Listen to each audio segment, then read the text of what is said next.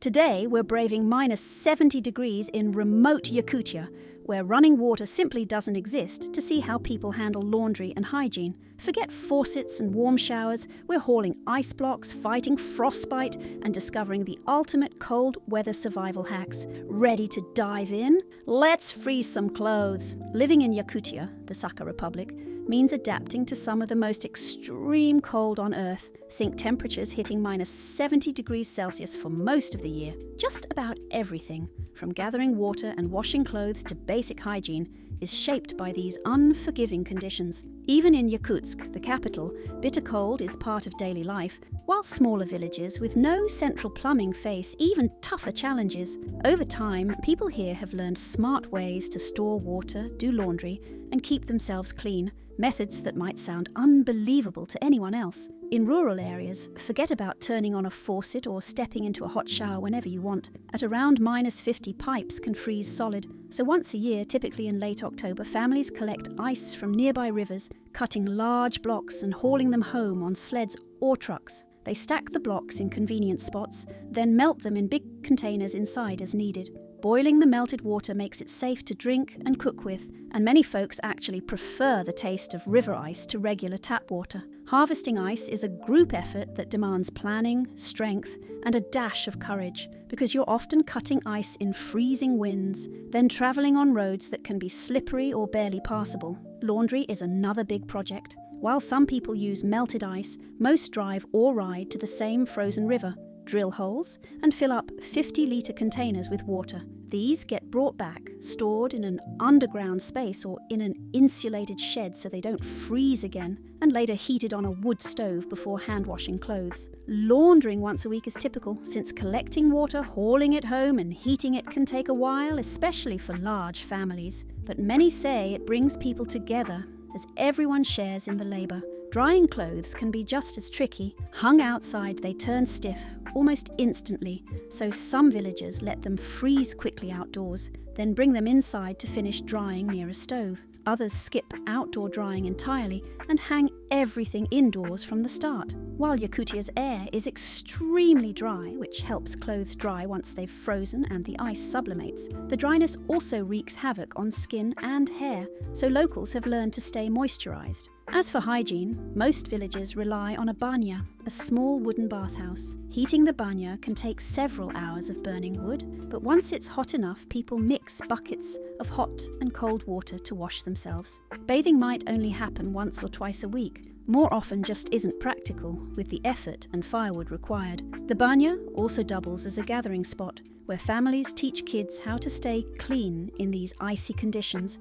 and neighbours might drop in when resources are tight. In Yakutsk, things are a bit more modern. Water pipes are insulated and sometimes heated with cables. Residents know to keep the water running a little, so it won't freeze in the pipes. Still, severe cold can drop water pressure. So many families store extra water in large containers. Some city folks will also harvest ice, just in case the central supply stops or sputters during a cold snap. Sewage systems vary. City apartments usually have flushing toilets, but in villages, an outhouse is more common. The sub-zero weather freezes waste solid, which cuts down on smells, but it's still a challenge when you have to trek outside in minus 50. Some families use portable toilets indoors for convenience, and septic tanks, if they exist, need heating cables or other measures so they don't freeze into blocks of ice. Trucks come every month or two to empty them, assuming the roads are passable. Simple tasks like storing soap or shampoo become more complicated too,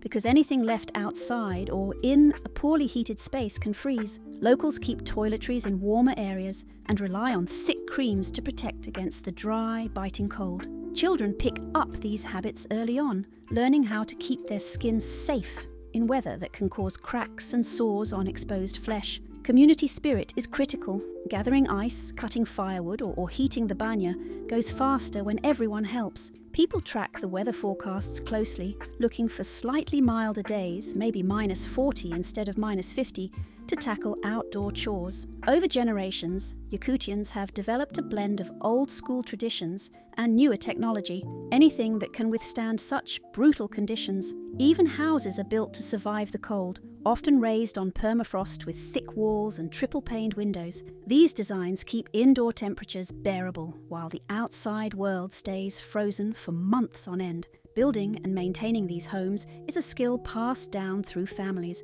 along with tips for prepping for winter, like collecting enough firewood and ice to see you through. When you look at Yakutia's methods, collecting river ice, insulating above-ground pipes, or heating a banya each week, it's clear that the people here have toughness and know-how that's second to none. It might sound daunting, but it's a way of life that works, guided by teamwork, planning, and respect for nature's power. Each winter comes with fresh challenges, yet Yakutians persist, showing that with enough determination, any climate can be livable. All of these tasks, gathering water, doing laundry in negative temperatures, and keeping clean in a wood-fired bathhouse, are central parts of Yakutian culture. They bring families closer, reflect centuries of experience, and blend tradition with a dose of modern practicality. At first glance, it might seem impossible to live comfortably in a place where the temperature tries its best to stop you at every turn. But the people of Yakutia prove that a strong community, smart planning,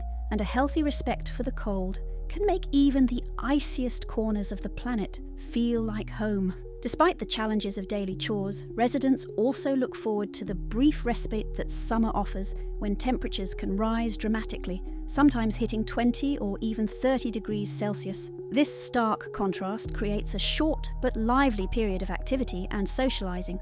During these warmer weeks, families may gather outside more often, and children finally get to play without layers of heavy clothing. It's also a key window for repairs and preparation for the upcoming winter. People stock up on additional firewood, reinforce their homes, and conduct any maintenance on stoves or vehicles while conditions are kinder. In both city and village life, education plays a role in helping new generations adapt. Schools teach children the basics of staying warm, handling ice, and using resources efficiently. Many kids learn to help their parents or grandparents melt blocks of ice, keep fires burning in the banya stove, or gather kindling for future use. These lessons go beyond survival. They instill a sense of pride and ownership in Yakutia's way of life, encouraging young people to understand that thriving in such a climate demands discipline and a keen awareness of the natural world. Interestingly, these harsh conditions have also shaped local cuisine. People rely on hearty meals that often feature preserved meats and fish, such as frozen stroganina,